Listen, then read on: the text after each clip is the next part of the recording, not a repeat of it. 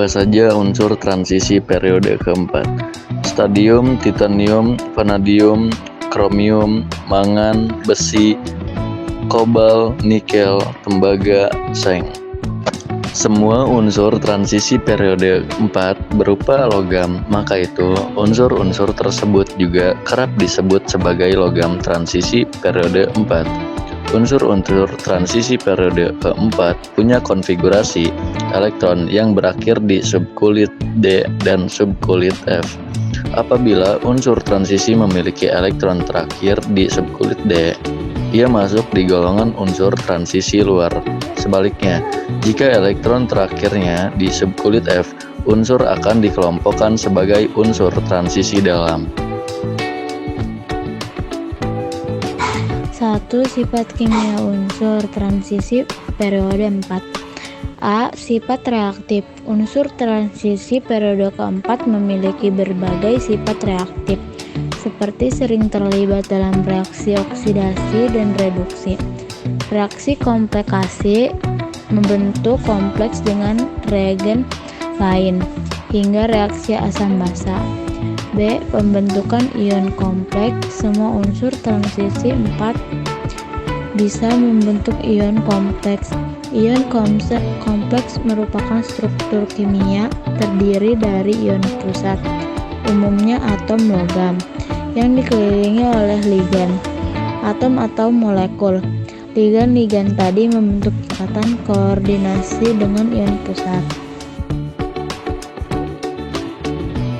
C. Memiliki struktur senyawa kompleks.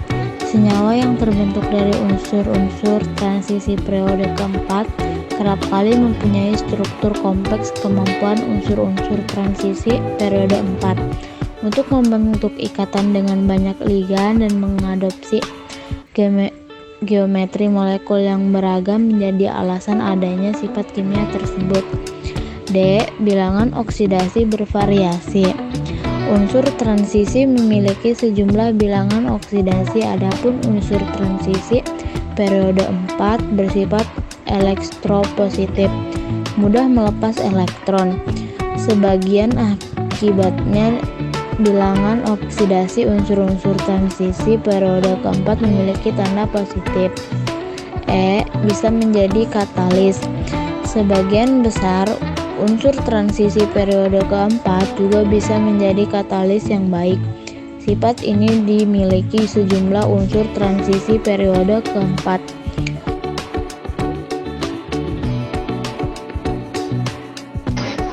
Dua. Sifat fisika unsur transisi periode 4. A. Bersifat logam, keras, dan padat.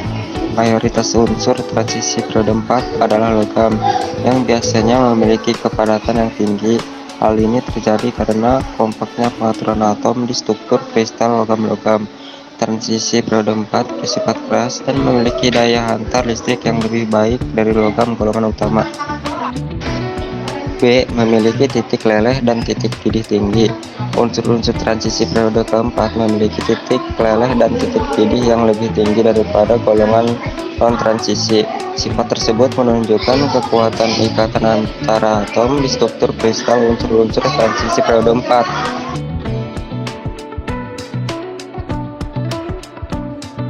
C. Memiliki sifat magnetik. Paramagnetik yaitu atom, molekul, atau ion sedikit dapat ditarik oleh magnet. Karena ada elektron yang tidak berpasangan pada orbital D-nya, diamagnetik yaitu atom, molekul, atau ion dapat ditolak dengan magnet. Karena seluruh elektron pada orbital D-nya berpasangan, ferromagnetik yaitu kondisi sama dengan ferromagnetik hanya saja dalam keadaan padat. D. Jari-jari atom lebih besar dan tidak teratur dari kiri ke kanan.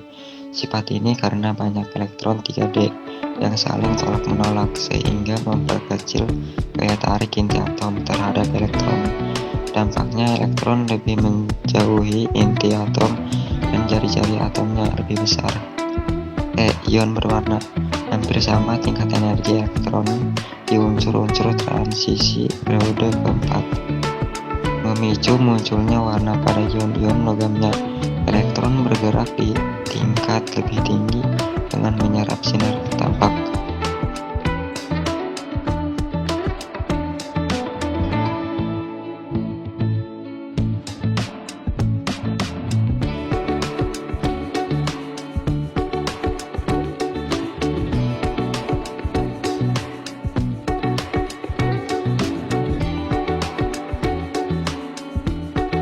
Warna senyawa unsur transisi periode 4. Tingkat energi elektron pada unsur-unsur transisi yang hampir sama menyebabkan timbulnya warna pada ion-ion logam transisi.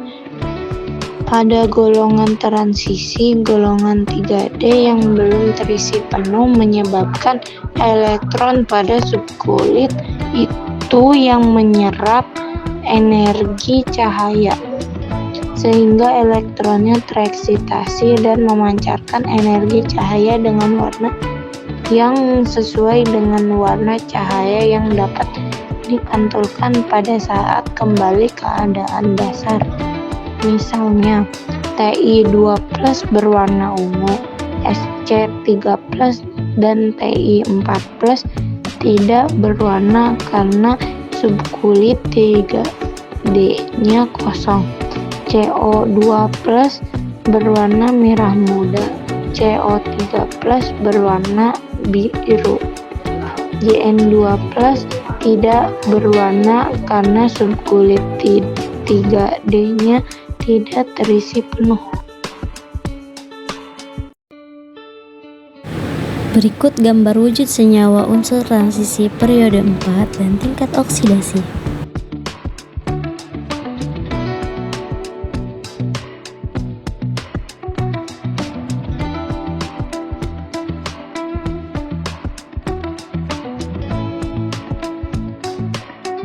Manfaat dan kegunaan. 1. Skandium. Manfaat skandium didapat saat berpadu dengan unsur lain. Misalnya, paduan aluminium skandium bermanfaat untuk industri air angkasa hingga peralatan olahraga. Skandium adalah logam yang saat dicampurkan ke dalam aluminium dapat meningkatkan sifat-sifat mekaniknya secara signifikan. 2. Titanium. Di industri air angkasa, titanium sering untuk bahan badan pesawat terbang dan pesawat supersonik. Pada suhu tinggi, kekuatan titanium cenderung stabil. 3. Vanadium. Vanadium kerap digunakan untuk membuat peralatan dengan kekuatan dan kelenturan tinggi. 4. Kromium. Sering digunakan untuk mengeraskan baja, pembuatan baja tahan karat, hingga membentuk banyak alloy atau logam campuran yang bermanfaat. Kromium juga bermanfaat sebagai katalis, pewarna gelas, hingga membentuk batu permata. 5. Mangan. Manfaat mangan adalah penggunaannya di industri baja. 6. Besi. Dimanfaatkan untuk menjadi bahan komponen berbagai jenis produk. Besi juga menjadi bahan utama baja. 7. Nikel. Nikel digunakan sebagai campuran untuk meningkatkan kekerasan dan ketahanan logam. Nikel digunakan sebagai katalis untuk menghasilkan berbagai produk kimia seperti amonia, hidrogen, plastik, hingga metanol. 8. Tembaga. Kerap digunakan sebagai bahan kabel jaringan listrik hingga alat elektronik. Pipa wedding juga sebagian memakai bahan dari campuran tembaga. Pembuatan perhiasan pun sejak lama memanfaatkan paduan logam atau alloy tembaga dan emas. 9. Seng. Seng juga bermanfaat di industri baterai, pengolahan logam, produksi karet, produksi kaca, industri pengecoran logam, produksi cat, hingga untuk industri farmasi. 10. Kobalt. Kobalt dipakai dalam pembuatan alniko dengan menjadikannya campuran nikel, besi, dan lain sebagainya. Paduan kobalt, kromium, dan wolfram bisa dimanfaatkan dalam produksi alat berat hingga peralatan bersuhu tinggi dan berkecepatan tinggi.